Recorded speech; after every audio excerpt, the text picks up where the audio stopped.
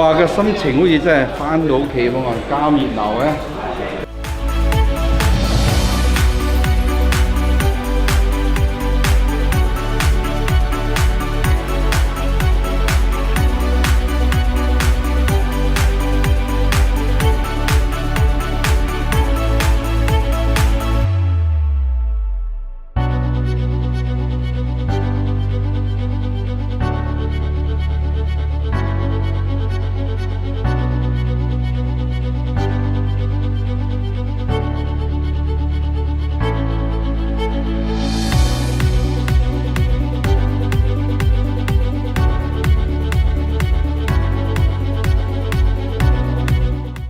After a few years, you don't need to calibrate or Only calibrate, just plug and play.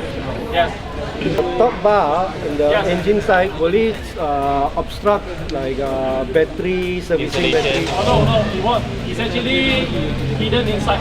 It's actually quite deep inside. It won't affect.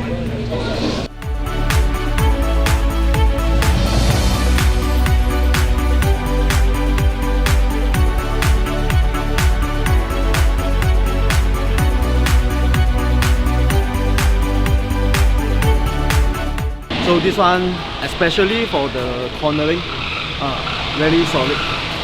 Dengan ada bar tu, keadaan kereta dia lagi stabil dan menyebabkan pemanduan tu dia lebih confident. After I trying this Serena by plugging in the UltraRacing, right, when I test drive turning left, just like turning the corner, right, it's very comfortable. After sitting back with the UltraRacing, I can feel the stability when turning. I'm satisfied with the performance. Actually, I feel safe and stable. Safe and stable in the car, and it's a kind of speeding now, and it's good for my family as well. So when coming back, I take a few heavy turn and then feel different. Memang a lot different. Saya rasa sangat terkejut dan gembira bila Tan Chong provide produk UltraRacing di setiap service centernya, kerana di luar banyak sangat produk yang tipu. So saya tak berani nak install dekat luar. Bila Tan Chong provide ni, memang saya rasa terbaik lah.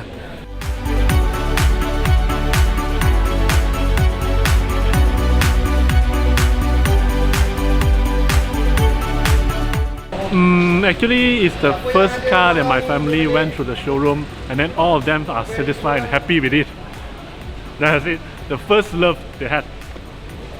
Nissan punya staff sekarang ni okey, terbaik kan. So every time pun bila kita dah hantar kereta, dia pun akan tanya macam mana semua servis semua okey. Tanya ada apa puas hati tak puas hati, kita akan cerita dekat dia. Hantar SMS lagi. Good service. Saya sangat berpuas hati dengan servis Tan Chong. Lepas ni kalau kereta dah habis warranty pun, saya akan masih datang Tan Chong untuk servis kereta saya. Forever, for life. Thank you Tan Chong. Terbaik.